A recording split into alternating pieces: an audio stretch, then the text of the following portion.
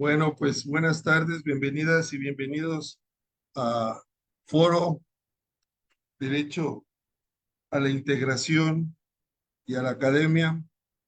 Saludo a mi querido amigo y colega, el doctor Wisman Díaz Castillo. ¿Qué tal, Wisman? ¿Cómo estamos? Mi Doc, ¿cómo estás? Un cordial saludo. ¿Qué tal todo? Todo súper bien. Un fraternal saludo a todos los que nos ven aquí desde Bogotá, Colombia, en nuestro segundo espacio de este foro de integración cultural y académica. ¿Cómo estás? Bien, bien, estamos transmitiendo a partir de la 1 de la tarde, como siempre, todos los miércoles a las 2 de la tarde, hora Bogotá, 1 de la tarde, hora México.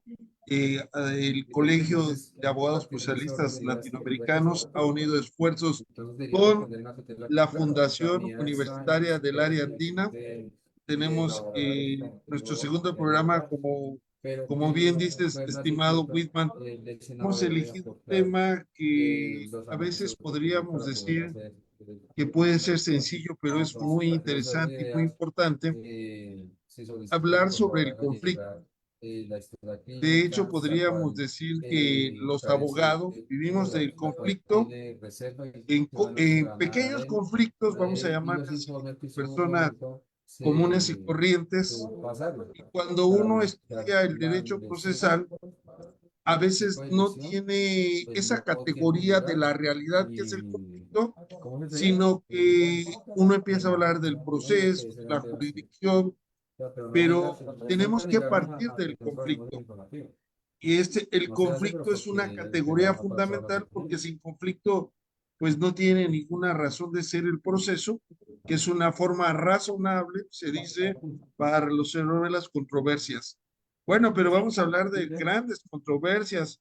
Estaba recordando que la Revolución Mexicana fue el conflicto del siglo XX donde hubo más muertos, más de 1 millón de personas, pero a lo largo del territorio, de nuestro territorio latinoamericano, ha habido grandes conflictos. Bueno, tenemos un invitado especial. Whitman, ¿nos puedes presentar?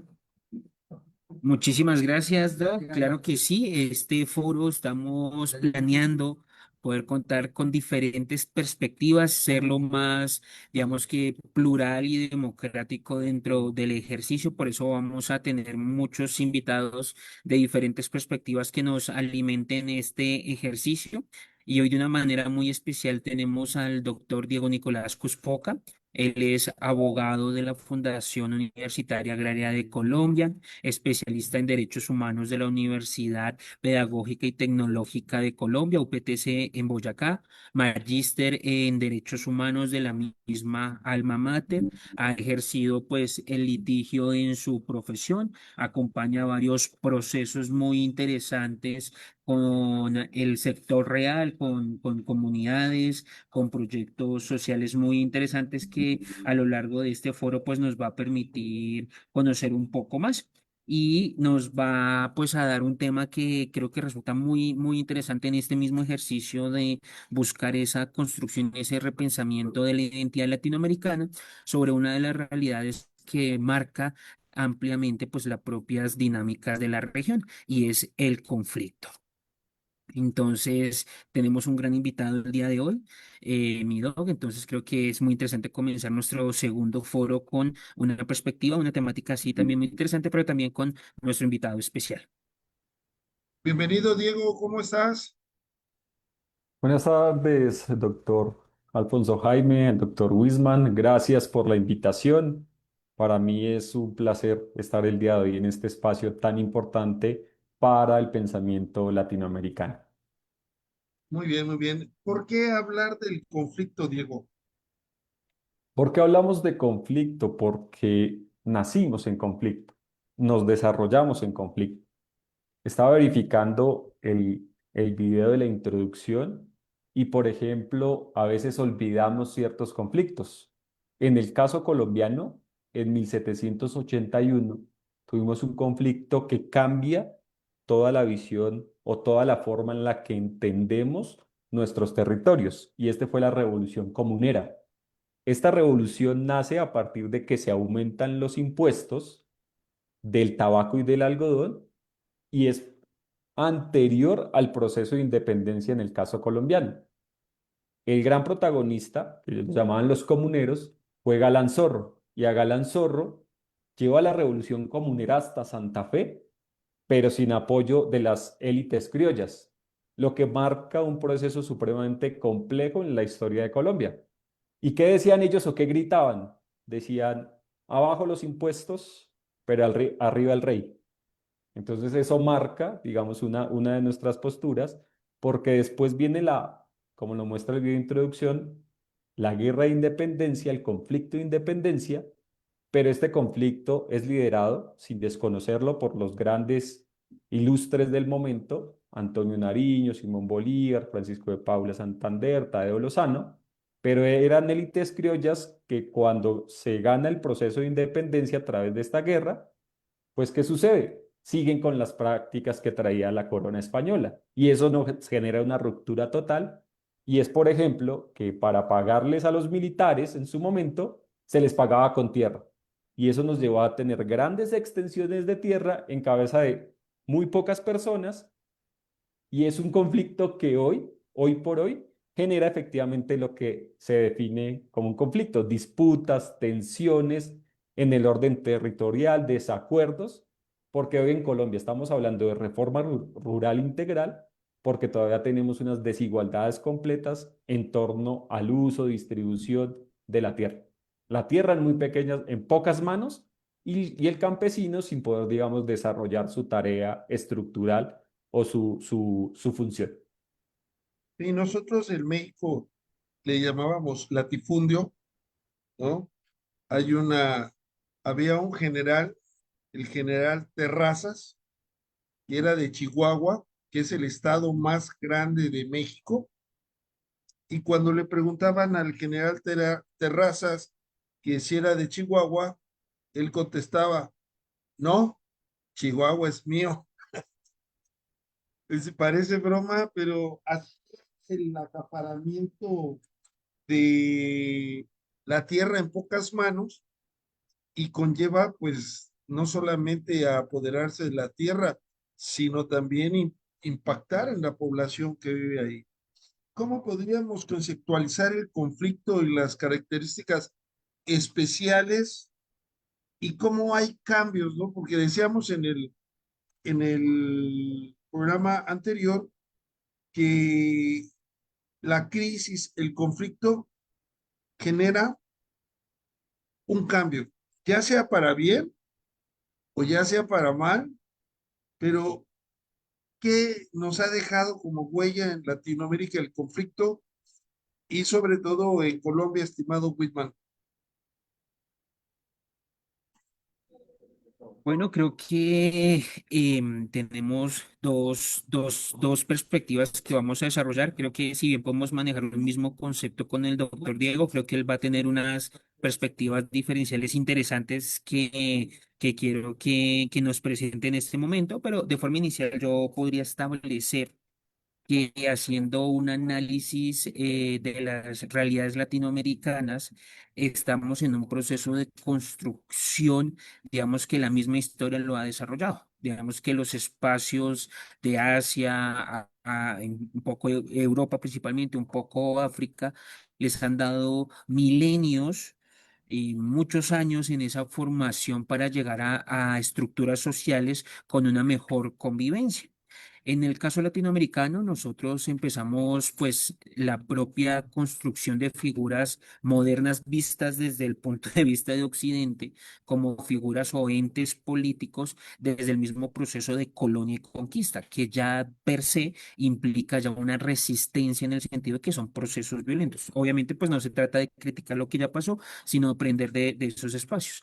En ese mismo sentido, no podemos pensar que el proceso colonial fue pacífico en el sentido de que si miramos el caso de Argentina y Chile, hubo un proceso, incluso hay ciertas tribus en Chile que no fueron sujetas del proceso de colonización, hubo pues un proceso de mestizaje, imposición de una lengua en casi toda Latinoamérica, alejamiento de ciertos sectores como los palenques o las propias comunidades indígenas. Y junto a ello, ya en el proceso de independencia, pues también sigue siendo un proceso que, por ser proceso de independencia, trae consigo conflictos a través del uso de la fuerza. Proceso de independencia que justamente por lo mismo rápido que yo podría decir, volátil, o sea, no podemos perder de vista que lo que permitió la independencia fue Napoleón. O sea, si Napoleón no hubiera debilitado como estaba la corona, no tendríamos la consolidación de un espacio que nos diera la independencia.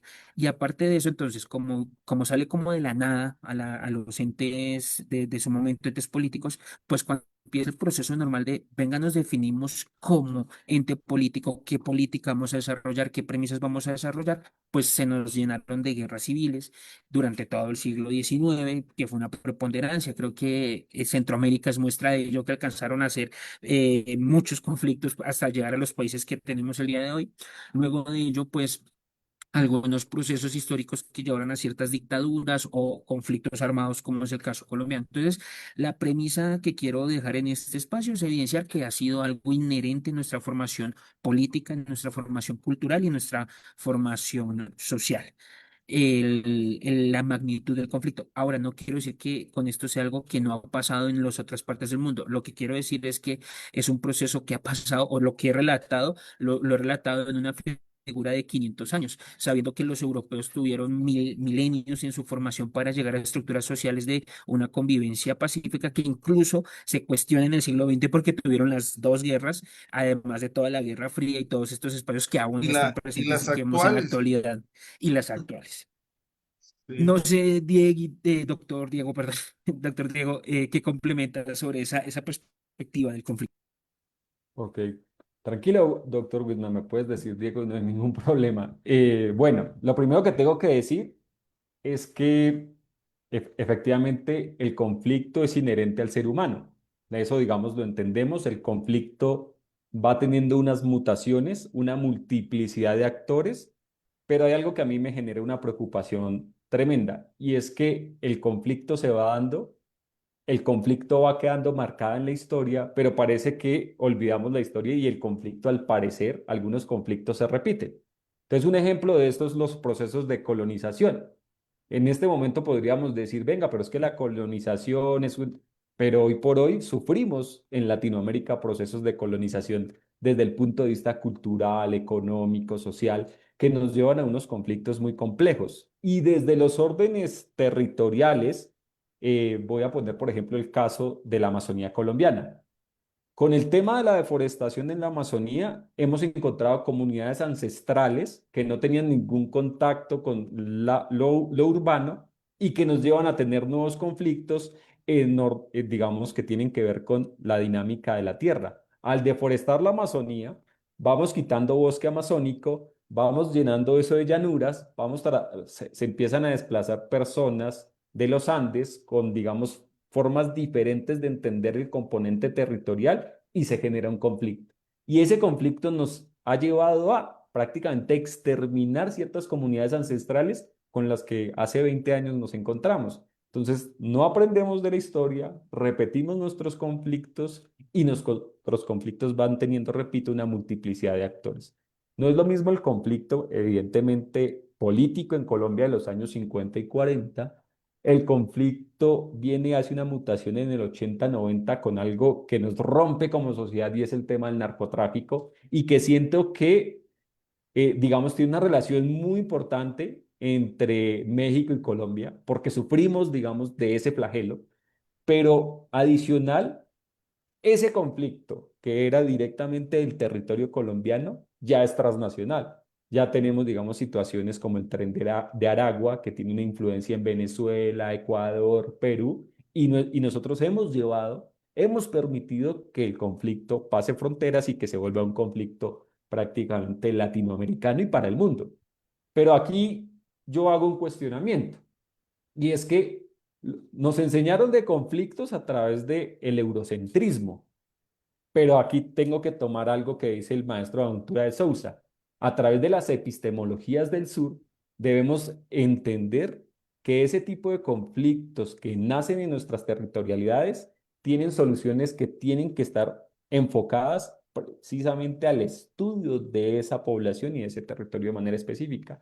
Las soluciones no nos las pueden exportar o importar, las soluciones tienen que nacer del diálogo entre las comunidades que están ahí. En Colombia sufrimos de algo y hace parte de esa mutación del conflicto, y es un concepto que a mí me gusta mucho y es el concepto de las soberanías compartidas. Creemos que la soberanía es del Estado y que el Estado es soberano en todo el territorio. No sé si pasa en México, pero en algunos departamentos de Colombia la soberanía es compartida porque hay organizaciones que han hecho las veces del Estado, grupos insurgentes, que son los que son autoridad, crean las normas, determinan los límites, tienen comunicación con las comunidades y el Estado nunca llega. ¿Qué pasó con el proceso de paz y por qué nuestro proceso de paz? Dijimos, bueno, vamos a entrar a una etapa de posconflicto, que evidentemente estamos en una etapa de posconflicto, pero un posconflicto que nos lleva al nacimiento de nuevas organizaciones criminales que se apoyan evidentemente del narcotráfico, de la deforestación, de la minería ilegal, de diferentes componentes que da el territorio, y empezamos a determinar, bueno, ¿y qué fue lo que pasó? ¿Y qué decían las comunidades en el proceso de paz en el acuerdo? Bueno, ahora sí va a llegar el Estado. Entonces, como va a llegar el Estado va a llegar con su institucionalidad, no con uso de la fuerza, va a traer escuelas, va a traer progreso, va a traer carreteras, vamos a hablar de sustitución de cultivos, y se hizo un gran ejercicio. Pero al final, en algunos territorios de Colombia, como en el Catatumbo, en el Cauca, en el Pacífico, en el Guaviare, ese Estado nunca llegó. Y como ese Estado nunca llegó, pues esos territorios nuevamente fueron ocupados por ciertos grupos. Entonces eso hace que nuestro conflicto tenga una mutación que parece que no fuera a acabar, y seguramente el conflicto va a seguir desarrollándose en otras dinámicas. Hoy tenemos cambio climático, entonces tenemos un conflicto ambiental. Hoy tenemos el tema del uso de la tierra, que es otro conflicto. Hoy tenemos desigualdad social. Hoy tenemos conflictos en lo urbano. Hoy, bueno, digamos que estamos llenos de conflictos, pero la idea es tratar de analizarlos y de buscar una solución. Pero esa solución solo se puede encontrar a través del diálogo. Muy bien, muy bien. Podríamos decir, porque constantemente que he estado en Bogotá o en alguna otra parte de Colombia, podríamos decir que han tenido un periodo de paz. Colombia ha vivido un periodo de paz integral, estimado Whitman, a lo largo de su historia, me refiero, ¿verdad?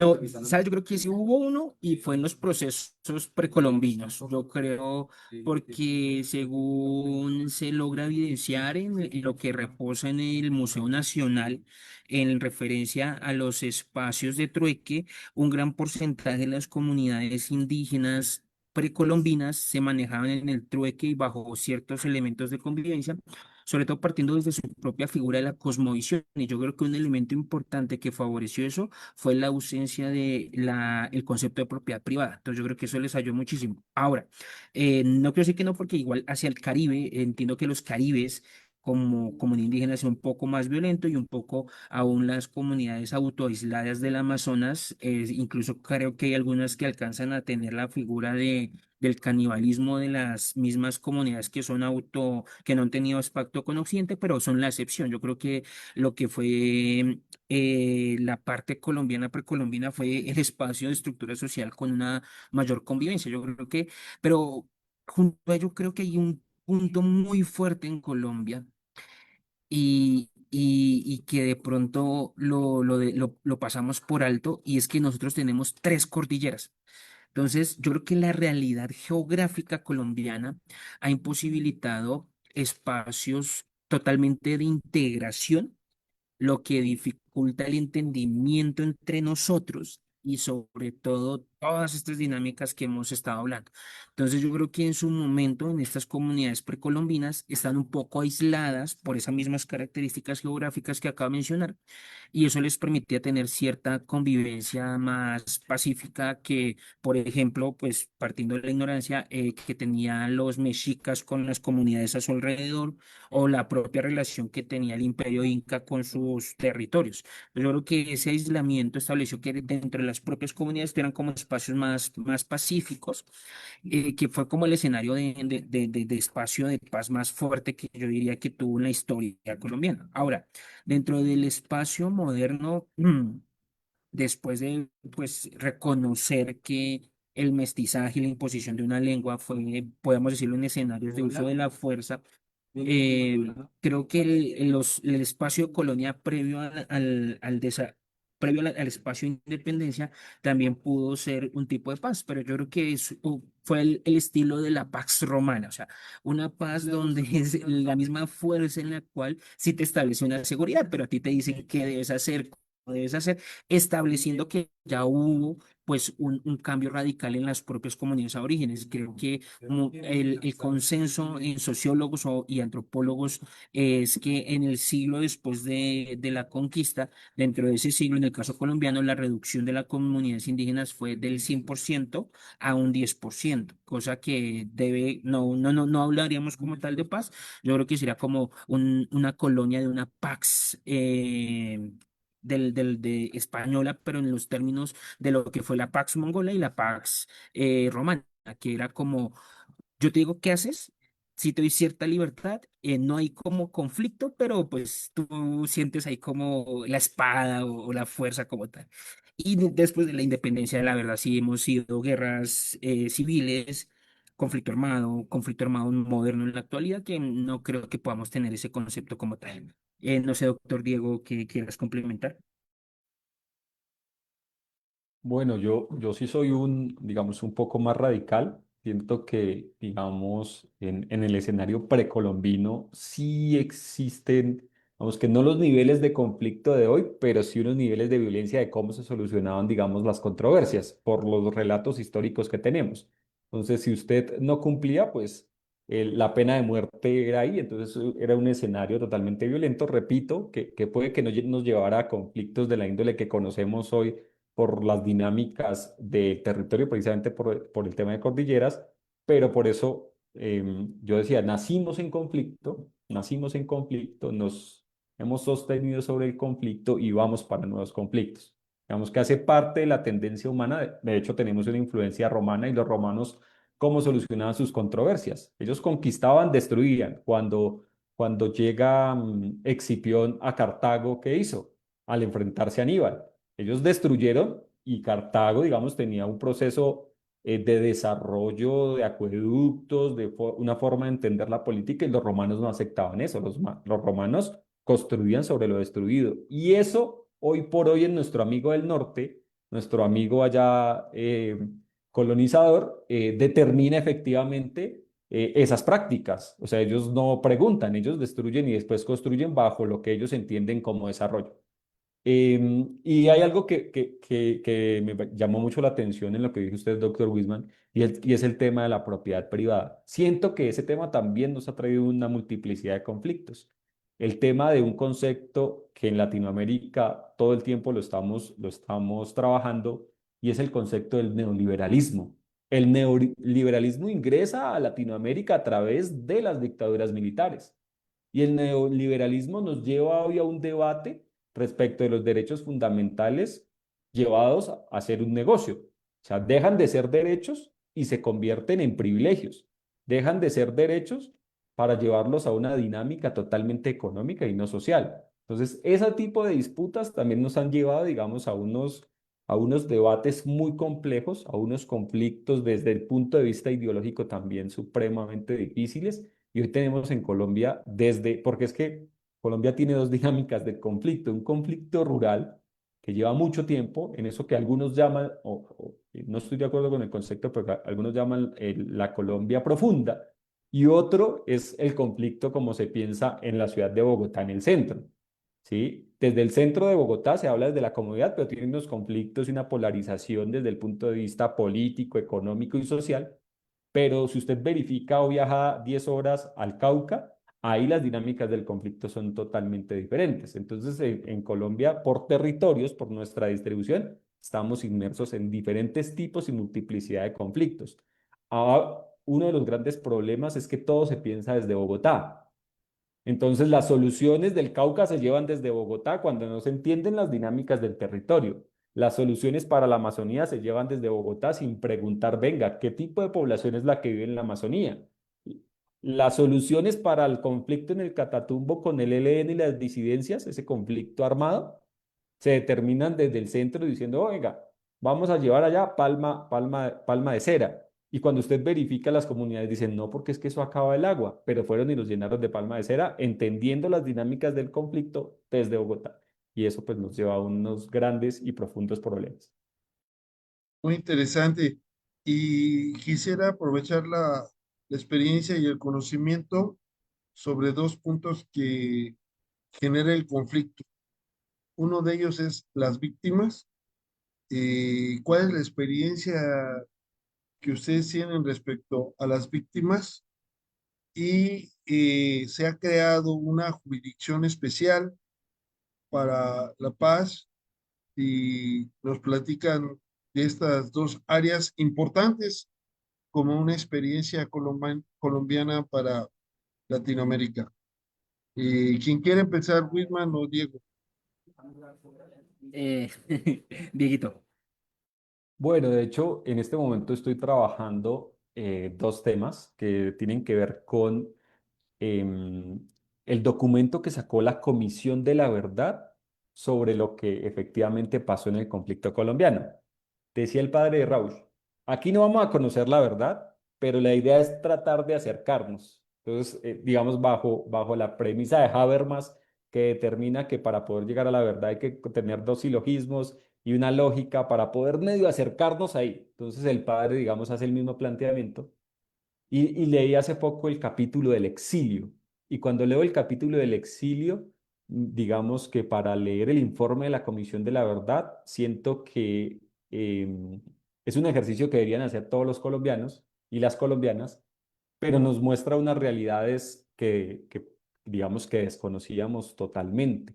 Nos muestra quiénes han participado en el conflicto, nos muestra quiénes han sido exiliados por pensar diferente, quiénes han sido asesinados, quiénes son víctimas. En Colombia tenemos desaparecidos, en Colombia tenemos personas exiliadas, en Colombia tenemos, digamos, una multiplicidad también de factores que nos llevan a determinar eso. Entonces, cuando estuve verificando el capítulo de la comisión sobre los hallazgos, realmente uno se encuentra con algo que es supremamente profundo y puede explicar por qué estructuralmente somos un país que apenas está empezando a determinar un camino y ese camino es por lo menos conocer qué fue lo que pasó para evitar los errores del pasado y empezar a pensar en un país para el futuro. Pero ese que nos pasó implica también, por ejemplo, y en una de las ramas de estudio que me gustan a mí, que es el derecho penitenciario, entender, digamos, la dinámica del conflicto, por ejemplo, en las cárceles colombianas.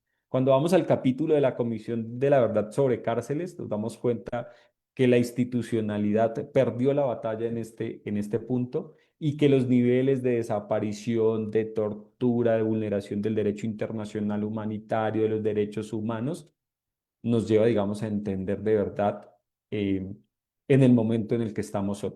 Ese proceso de paz, esa comisión de la verdad, esa justicia especial para la paz, esa unidad de búsqueda de personas dadas por desaparecida, son grandes logros que nos permiten entender que efectivamente sí por lo menos hemos hecho un ejercicio respecto a intentar salir del conflicto. Aunque nuestro conflicto, repito, tiene una mutación hoy por hoy, sí tenemos que reconocer que no es el mismo de hace 20 años y que estamos en un proceso también de reconciliación como país, de unas dinámicas donde el eje central tienen que ser efectivamente las víctimas. ¿Y cómo sabemos que el eje central son las víctimas? Conociendo, por ejemplo, el informe de la Comisión de la Verdad. Bien, muchas gracias, doctor Diego. Yo ahí quiero pues complementar dos cosas, pues manteniendo creo que la misma premisa y es establecer que fruto del ejercicio de la evolución del caso colombiano, pues el rol de las víctimas resulta ser relevante. Creo que aquí como parte de estudio de caso para Latinoamérica es importante mencionar que Colombia no es que tenga un solo acuerdo de paz. Está muy en boga, pues nuestro último acuerdo de paz, pero digamos que es muy importante evidenciar los diferentes acuerdos de paz que hemos venido desarrollando. Entonces, sobre el mismo, lo primero que podemos concretar es que durante el siglo XIX los acuerdos de paz de las guerras civiles no eran como tal acuerdos, sino eran armisticios que se concretaban en las constituciones. Entonces, las diferentes constituciones que se llegaron, incluso hasta la constitución de 1886, fueron constituciones que generaban una forma de entender el Estado a partir del vencedor de esas guerras civiles. Por eso vimos como 53 y 63 se mantuvo un espacio de una constitución de Estado federal. Ya en el 86, por las dinámicas que se mantienen, ya se maneja una perspectiva centralista que se reafirma con la guerra de los 1000 días.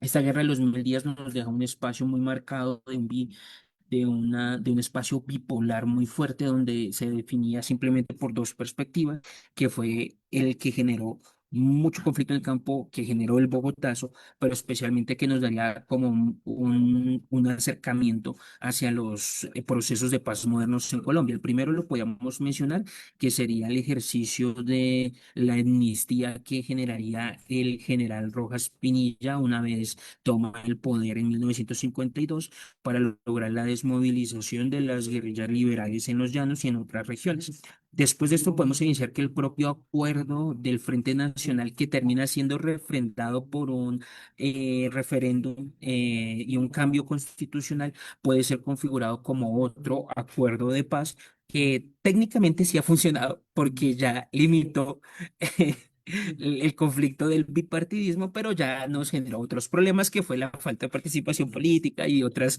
secuelas muy fuertes que hemos desarrollado.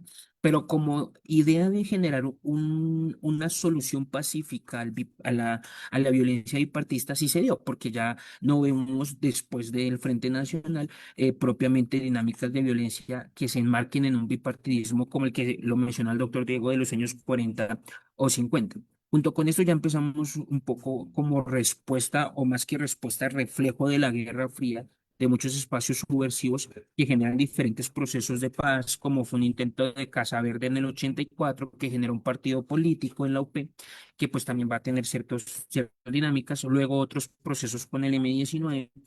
Luego llegamos pues ya a un proceso que es Justicia y Paz en el 2005 ya con otro de los actores del conflicto que también genera ciertas dinámicas y luego ya llegamos pues al actual acuerdo de paz que se implementa con las FARC-EP. Aquí es importante evidenciar que las FARC-EP es un actor preponderante dentro de este ejercicio y creo que este último buscó como aprovechar las lecciones aprendidas de todo el antecedente que acabo de mencionar, de todo lo que se pudo aprender de los acuerdos previos y por eso es una respuesta innovadora, una respuesta diferente. Si bien pues se alimentó de expertos de Sudáfrica, de expertos con el IDA, pero es una respuesta particular. Una respuesta, podemos decirlo, criolla, una respuesta a la colombiana de ese escenario. Por eso vemos que su integración son 5 pilares fundamentales que buscaban responder a esas causas estructurales que se entendían con las FARC que en un momento, como fue el acceso de la tierra, como lo es el problema de las drogas, como lo es la participación política, como lo es, uy, se me fue el cuarto, el quinto sillas víctimas, y se me escapa el cuarto pilar de los acuerdos, tierras, incorporación, armas, política y todo el acuerdo de víctimas. Entonces, creo que la respuesta institucional del punto quinto es una respuesta muy ambiciosa, que en su implementación está en este ejercicio, pero creo que resulta importante dos elementos de todo este contexto. Todo esto nos ha permitido enseñarnos dos cosas principales. La primera, las víctimas son el centro, pero no lo podemos volver estadística, no lo podemos volver números.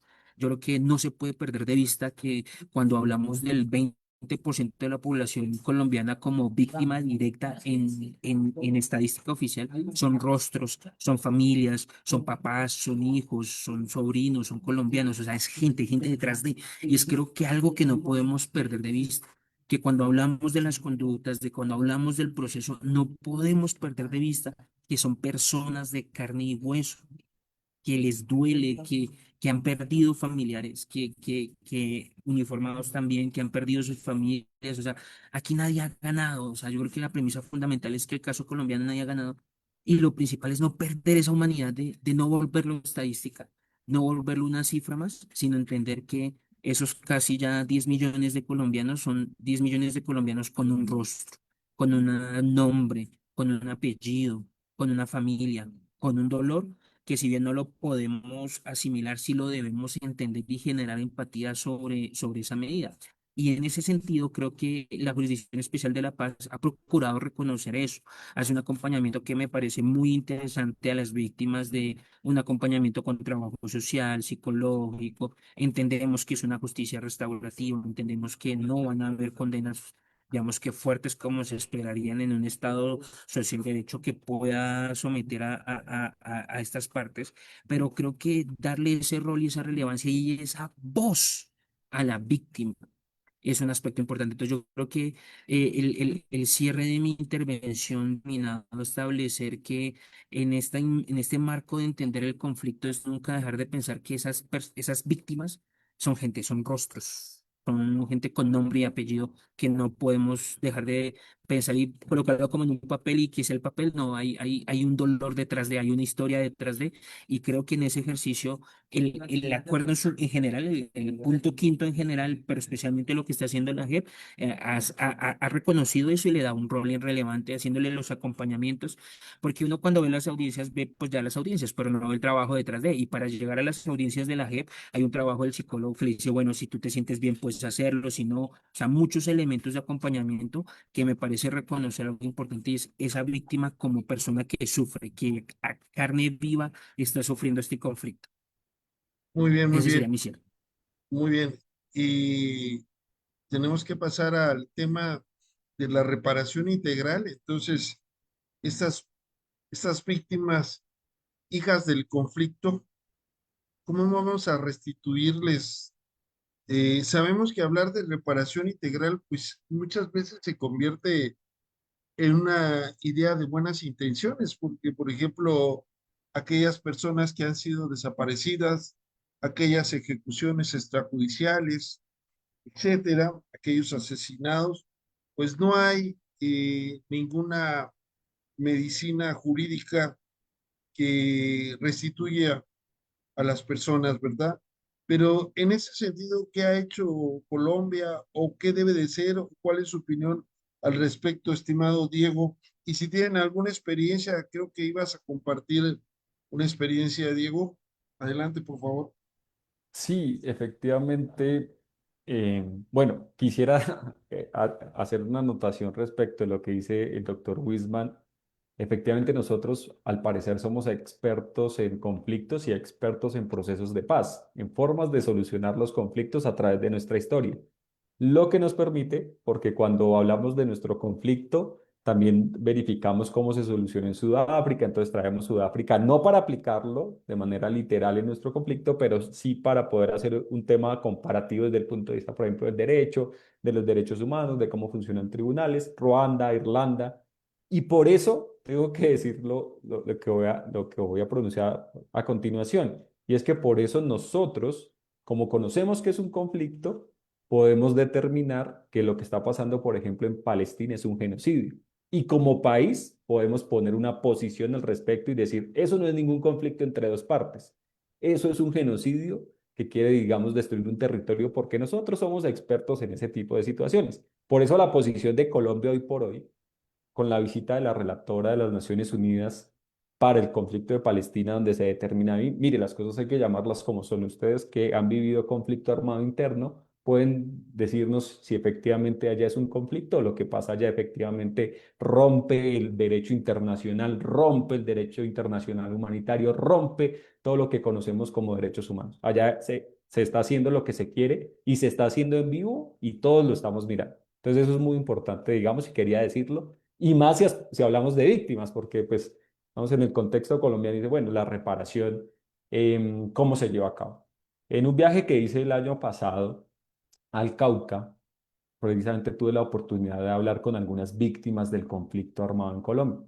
Conocí una lideresa que fue víctima de abuso sexual del conflicto. Entonces ella me contaba su historia y yo pues muy atento la escuchaba.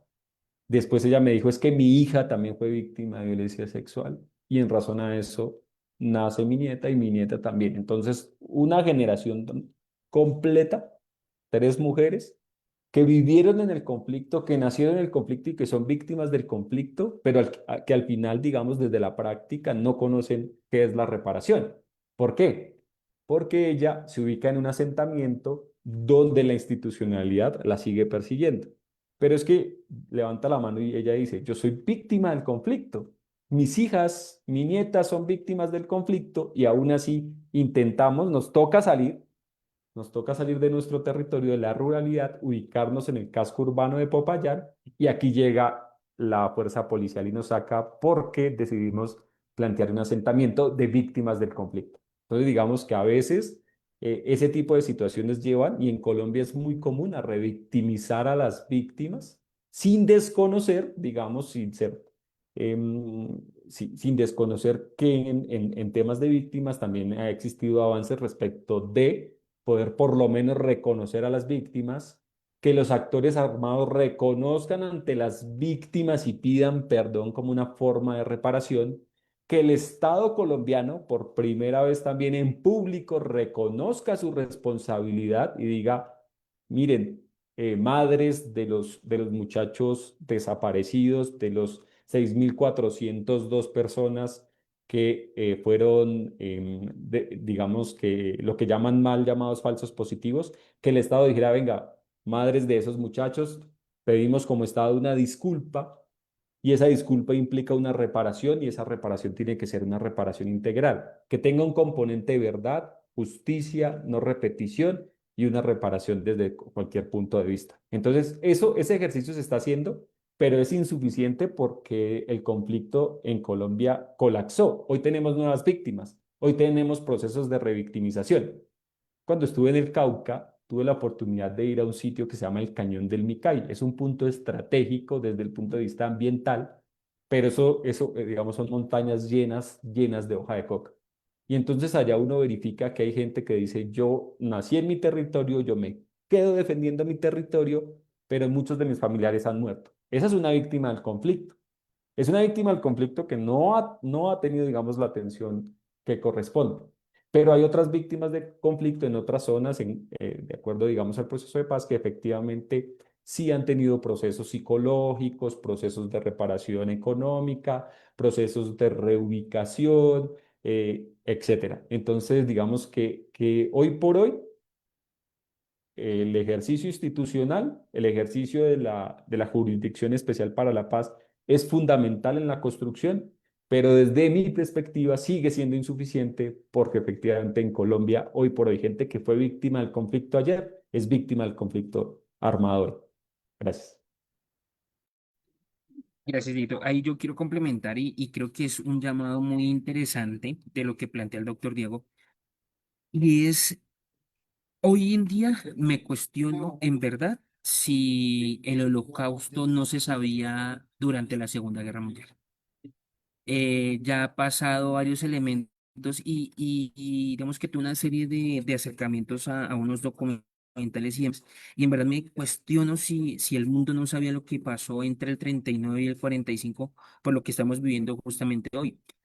Siria, ya ahorita dijeron, no, pues ya hay institucionalidad en Siria, pero no estamos perdiendo de vista que sigue la guerra civil. Aún los kurdos se están defendiendo en Siria para no ser exterminados por la yihad que está en Siria. En este momento, creo que esta mañana Israel bombardeó Damasco para darles afectación al Ministerio de Defensa y demás. Nuevamente Palestina, lo que está pasando en Ucrania, Azerbaiyán. Creo que en verdad me estoy cuestionando si el mundo no sabía lo que pasó en el Holocausto en el 45 y esto me lleva a plantear. ¿Qué rol estamos asumiendo? Y yo creo que el rol de la sensibilización adquiere un valor muy importante en este ejercicio. Y por eso mismo, para el tema de hablar sobre víctimas en el caso colombiano, creo que la propia sensibilización de lo mismo también es un aporte. Entonces yo creo que desde la academia, desde espacios de difusión como los que estamos teniendo el día de hoy, cuestionemos estos aspectos, ya es una forma de contribuir.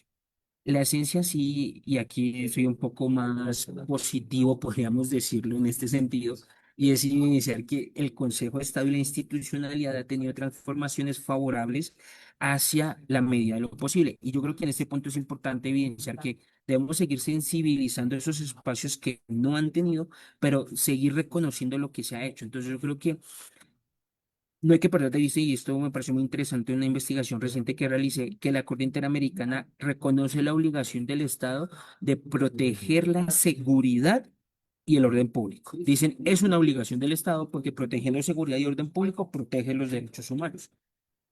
Ya establece un catálogo que es toda la parte del derecho operacional, y en eso creo que Colombia ha intentado hacer o ha desarrollado aspectos de un avance positivo al respecto. La Corte lo Constitucional lo ha intentado hacer desde varios elementos.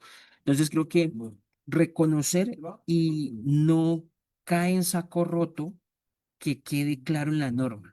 Entonces, el primer punto que yo quiero mencionar es que ya la norma colombiana, desde la ley 1448 del 2011, ya establece cuáles son los derechos: verdad, justicia, reparación y garantías de petición, que es una respuesta a una jurisprudencia que la Corte Constitucional ya ha venido estableciendo desde los 90, y que se termina reforzando con nuestro actual acuerdo, que ya nos establece que esos son esos derechos. El propio Consejo de Estado, estableciendo eso, la responsabilidad administrativa del Estado, también lo ha mencionado.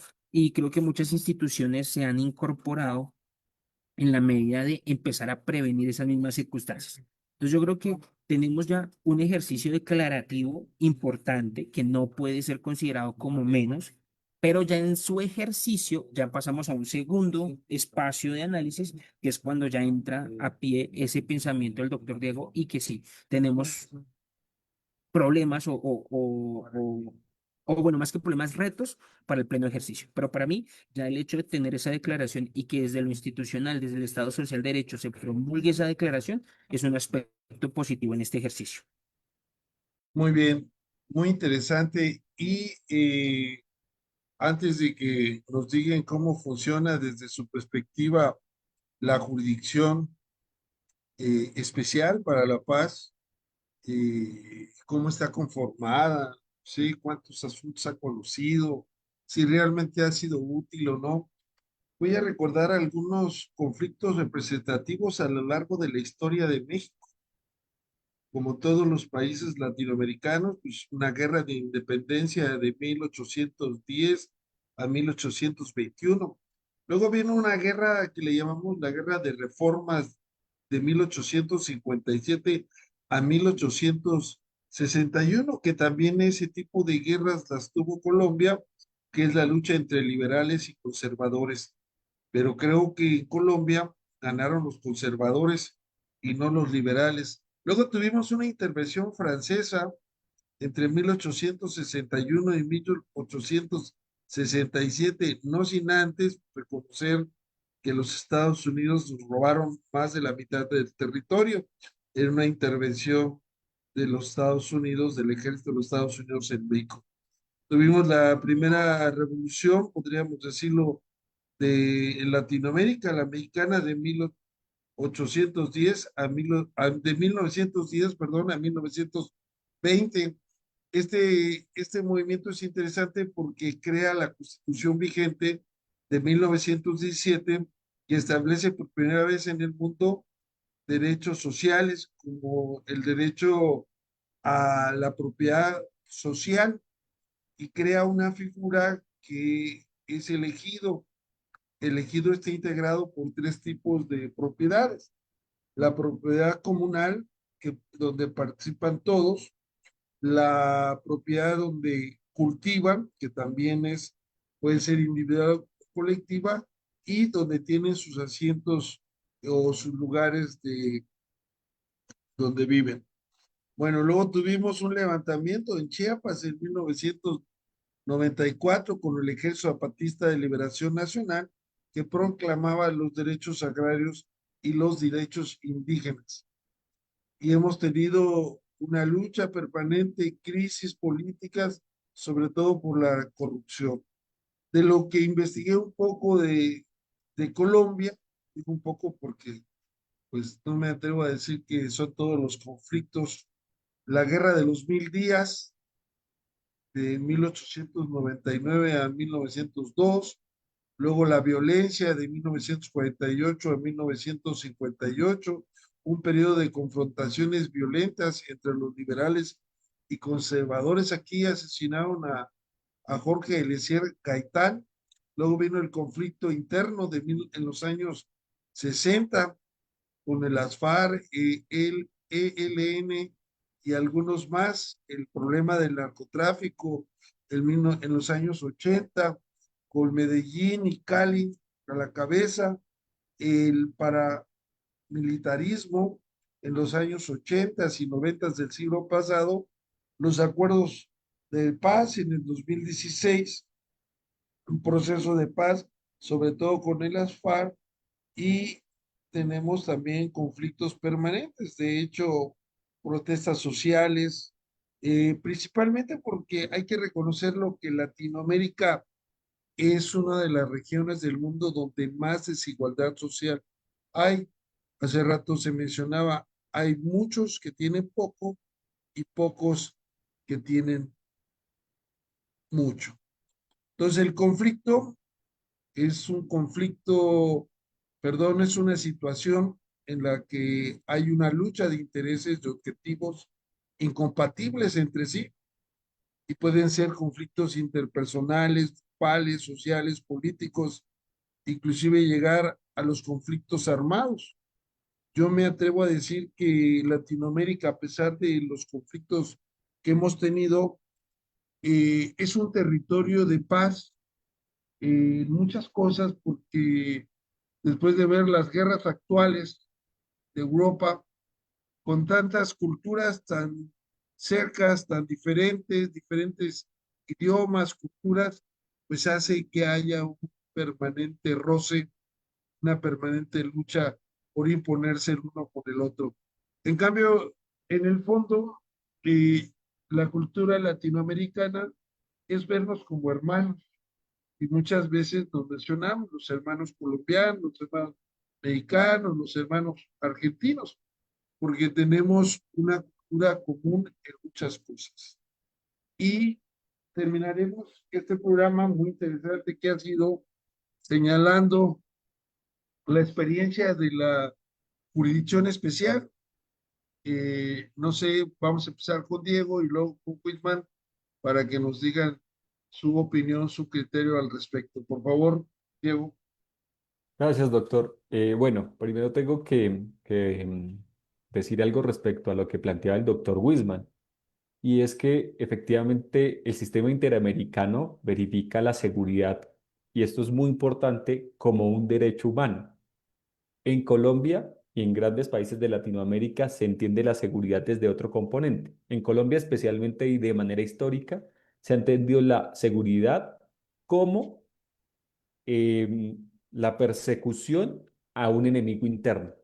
Y creo que a nivel mundial también se ha establecido. Entonces, seguridad es perseguir a un enemigo interno creado que es el que piensa diferente. Hay una frase de un movimiento mexicano que me gusta mucho y que tiene relación con lo que el doctor Martínez Lascano ha planteado, y es que necesitamos un mundo, y Latinoamérica lo ha planteado, diferentes procesos sociales, un mundo donde quepan muchos mundos. ¿Sí? Necesitamos ese mundo donde esté ahí, y eso es una consigna zapatista donde se establece como que, venga, mire, hay muchas formas de pensarnos el mundo, hay muchas formas de entendernos el mundo, pero todos cabemos en él. Ahora, respecto a la Justicia Especial para la Paz, hay que reconocer efectivamente el trabajo que ha venido haciendo. La justicia tiene 11 macrocasos. Voy a anunciarlos. El primero es el secuestro, el segundo es la situación territorial de Nariño, el tercero es los falsos positivos, el cuarto es la situación territorial de Urabá, el quinto caso es la situación territorial de Cauca y Valle, el sexto la victimización de miembros de la Unión Patriótica, El séptimo, el reclutamiento y utilización de niños y niñas en el conflicto armado. El ocho, crímenes cometidos por la fuerza pública y los paramilitares. El nueve es crímenes contra pueblos étnicos. El caso número 10, crímenes cometidos por las FARC-EP. Y el caso 11, violencia basada en género. Digamos que existen algunas críticas que determinan como que, bueno, que la Jurisdicción Especial para la Paz no ha actuado con la rapidez que se necesita respecto de diferentes casos planteados, como por ejemplo la responsabilidad de los antiguos integrantes o de la estructura directiva que era el secretariado de las FARC. Como que, bueno, ¿y dónde están las penas? O dónde están las condenas a estos integrantes, pero se está haciendo el ejercicio está. Y dentro de la dinámica del conflicto colombiano hay un punto muy importante que es uno de los casos que se plantea por la JEP y es el tema del crimen contra o la destrucción total de la Unión Patriótica, que de un partido político que nace a través de un proceso y que la Corte Interamericana de Derechos Humanos sancionó a Colombia porque efectivamente se pudo determinar que el Estado colombiano, junto a grupos paramilitares, fue responsable de exterminar un movimiento que simplemente era una expresión política. Y eso también nos lleva a que efectivamente hay dos formas de entender, digamos, el contexto insurgente en Colombia respecto directamente de las FARC. Y es que las FARC en algún momento apuestan por dos formas de lucha, llaman ellos. Y una es la lucha armada y otra es la lucha democrática. Entonces, la expresión de la lucha democrática se puede entender después del proceso de paz que se plantea en los años 90, y es que, bueno, vamos a crear un partido político y vamos a entender o a reconocer la institucionalidad, y la respuesta estatal fue destruir ese partido político y todos los que medio sobrevivieron, pues digamos que sin entrar a justificar, les dejaron el camino de las aguas. Entonces eso nos llevó a 30 años más de violencia y a podernos sentar con total desconfianza para poder estructurar un camino democrático que afortunadamente se logró y que, digamos, uno de los grandes resultados es la justicia especial para la paz y el reconocimiento de estos macrocasos que son fundamentales para la construcción de paz en Colombia. Muy bien. Estimado Wisman. Muchas gracias. Ya en modo cierre, yo creo que el avance en la justicia especial Morro, para el modo cierre, ¿qué pasó, Wisman? Acuérdate que tenemos diferentes connotaciones a veces de las palabras, ¿eh? Pero para Ah, cierto, finalizar, perdón. Para finalizar, y también para finalizar. me llamó la atención que le decías al doctor Diego, luego Diego te digo, no importa, dime Diego, y luego le dices Dieguito. Todos somos Sí, amigos. sí, sí. No, Así no, es. no, qué bueno, ¿no? Y esto es importante porque la cultura, la educación, pues no está peleada con la amistad, con la cordialidad, Así es. ¿no?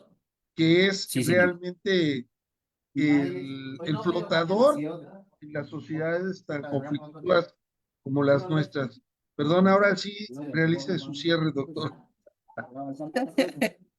Listo, Vidoc. Bien, el punto es que es transitorio. O sea, la razón de ser es establecer que el deber ser es ya las ramas del poder público establecidas en nuestra Constitución del 91, que con la capacidad institucional puedan solucionar los casos que afecten la seguridad y los conflictos de orden público.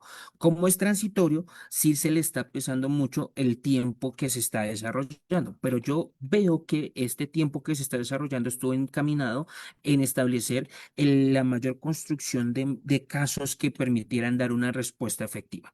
Y creo que este año lo cerraremos con la primer pronunciamiento, la primera sentencia.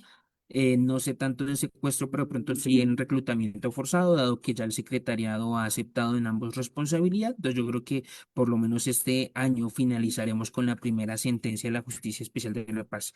Claro, la ley todo se establece en el 2017, empieza a fungir desde el 2018, tiene un mandato, si no estoy mal, para el 2023 o 2027, pero siento que el esfuerzo que se ha dado en estos primeros años es para decir, bueno, por lo menos hemos estado investigando lo que es. y lograr una investigación holística de los casos y lograr hacer la diferencia. Si quien nos está viendo y los que nos están escuchando, en la mención que hace el doctor Diego sobre estos casos como tal, hay muchos que se están dependiendo de las regiones porque tienen dinámicas diferentes. Entonces creo que ese esfuerzo de dar un panorama general lo vamos a empezar a concretar con sentencias. Yo espero este año ya estar cerrando, que la JEP cierre con una primera sentencia y ya progresivamente vamos a ver más sentencias al respecto.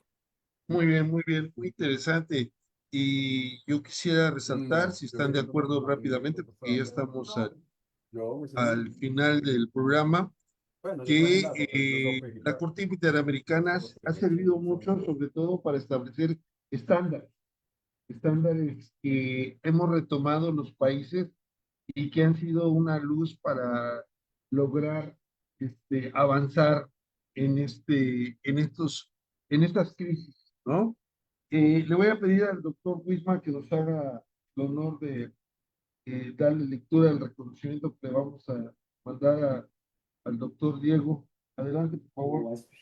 Claro que sí, miedo. El Colegio de Abogados Procesalistas Latinoamericanos, la Fundación Universitaria de la Andina, otorgan el presente reconocimiento al doctor Diego Nicolás Cuspoca Montaña por su invaluable participación como ponente en el Foro de Integración Cultural y Académica con la conferencia magistral El conflicto como factor de construcción de la identidad latinoamericana.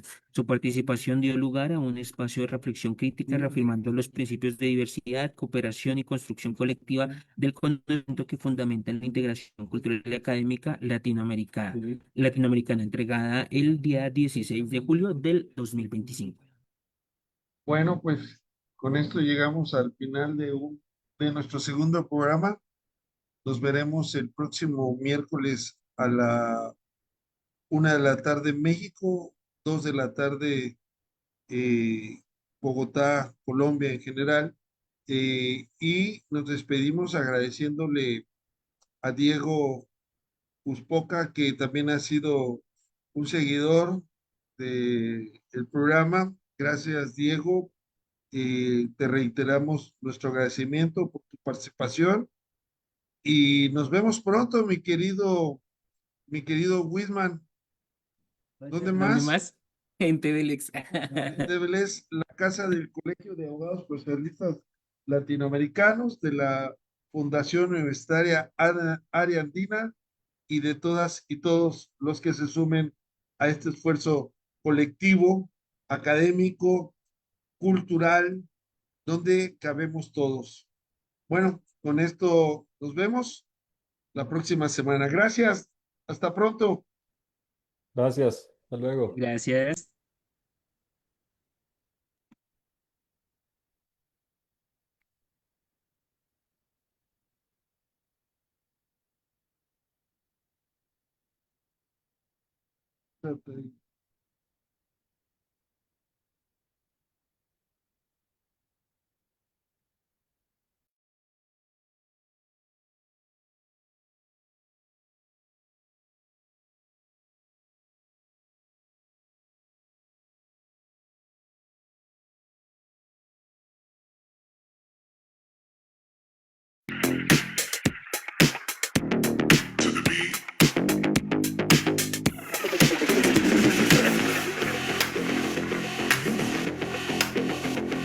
Take it back.